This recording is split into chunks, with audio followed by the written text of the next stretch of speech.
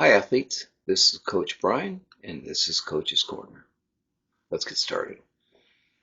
For anybody who's been working with me for any particular length of time, either out in the water, on the bike, they soon discover that one of the things that I stress to them is confidence.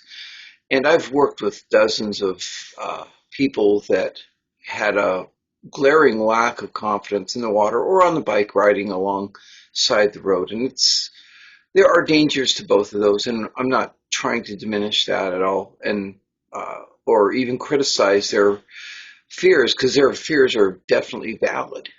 But one of the things that I want to make sure everybody understands is this sport is about confidence, that believing that you can do it. Okay, when I started swimming distances,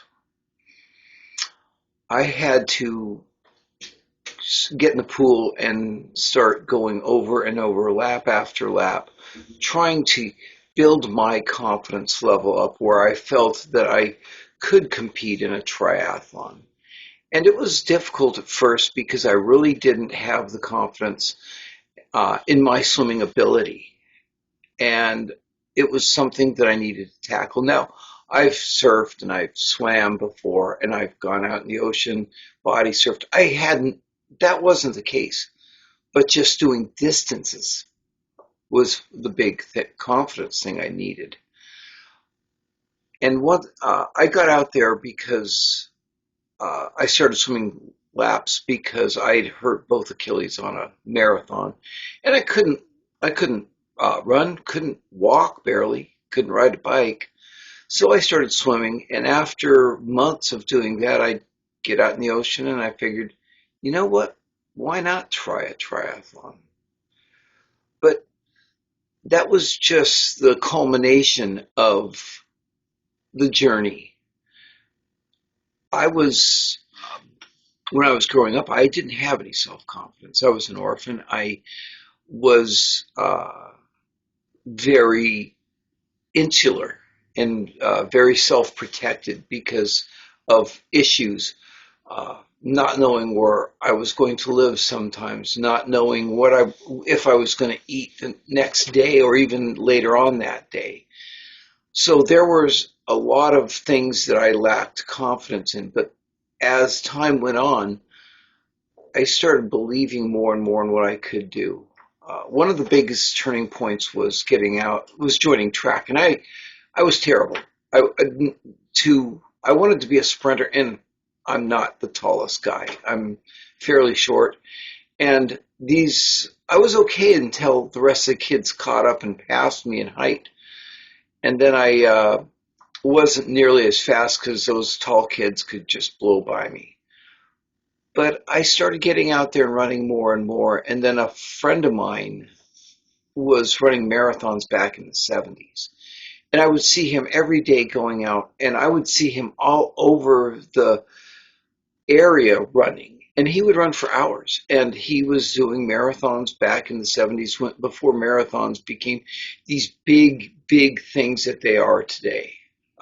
You'll get 30, 40, 50,000 people at a marathon.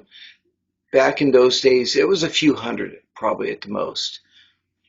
And other than New York, Boston, or Chicago, I didn't know of any other marathons that were anywhere. So to get out there and start running, because I believed, hey, if he can do it, I can do it. And I started doing distances, and I would go here and there, and I would run 3, 4, 5, 6, 7, 8 miles, and I built up quite a bit of stamina going those distances. But I never competed. Um,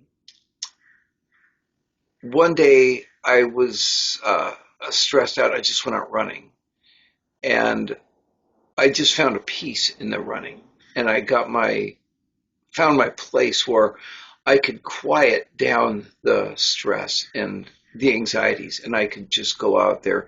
And it was very fulfilling to go out and run for several hours.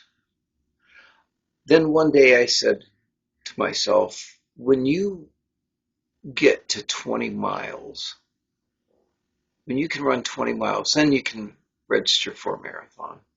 Well, a couple days later, I ran 20 miles. And to make it even harder, I ran it on a track. And that's 80 laps on a track, which is a quarter-mile track. Just unbelievably boring. But now I had done something that I didn't think I could do. And I built some confidence.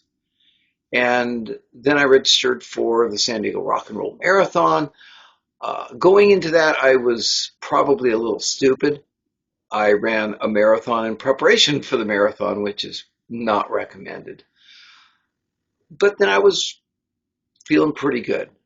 I go out there and start running, and I sprain my ankle on mile 1.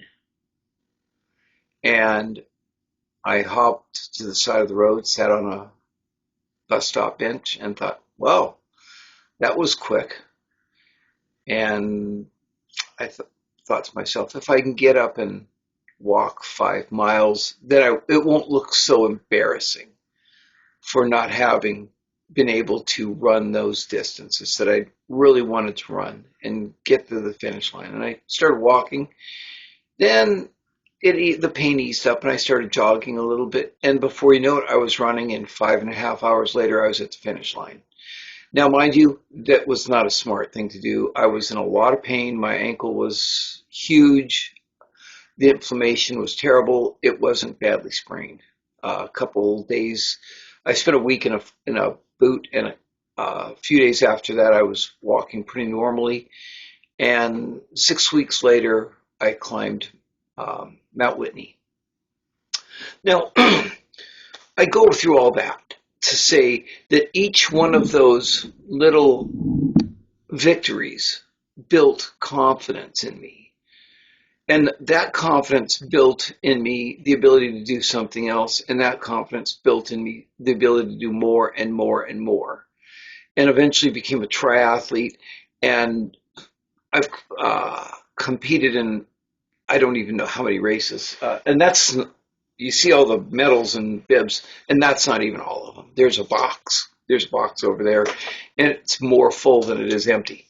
So I continue to do these things, but now I'm trying to help you guys build that confidence. And you go out there, and the little victories are what's going to build on the next, is going to set you up for the next victory, and the victory after that, and the victory after that, so that you can build your confidence. Unless you go out there and you feel safe, you feel that you can do it, you're not really going to be able to effectively achieve your goals. And my goal is to help you achieve your goals.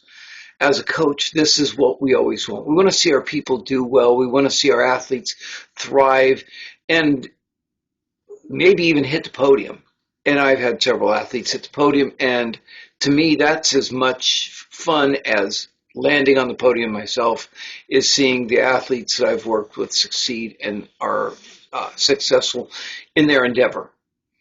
Now, I just want to build in you the thought that you can do it. Don't doubt yourself. But let's build on one victory after another, okay? When you do the little things, and you do them well, you can do the next little thing. And before you know it, you're doing big things, and you're being victorious. And you may not ever end up on the podium. That's not my primary goal. My primary goal is to get you to believe in yourself. And if I believe in you, you should believe in you. Because I'm going to be very pragmatic about this. I have seen too many people succeed, and I've seen some fail. And it's all coming down to confidence. So what is it? You got to feel safe. You got to believe that you can do it. And then you've got to execute. And it doesn't happen bam, bam, bam. It happens a little bit at a time.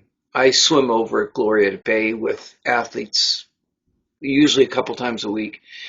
And sometimes I'm swimming from buoy to buoy to buoy with them. But the good thing is after a few weeks, they're doing it on their own. And I'm helping somebody else. So if you lack the confidence, get out there with a coach, a friend, somebody who can mentor you through these things, through these steps. And if you need some advice, I'm always available. You can email me at coachbrianscorner@gmail.com. There's other connections you can comment, and I do read all comments and don't get a lot of them. I get some suggestions, but I do read comments. And if you do have questions and you want to find out how to achieve your goals, I can't do it for you, but I can help you do it yourself. And that's the main thing. You can do it yourself. It's not up to me, it's up to you. And if I believe in you, you should believe in you. And that goes for any coach that believes in you, believe in yourself, that you can get there, and you eventually will. Okay, well, I hope that helps. I hope it builds some confidence in you. I hope it goes a long way to helping you achieve your goals. And I will see you next time, all right? Coach Brian saying bye.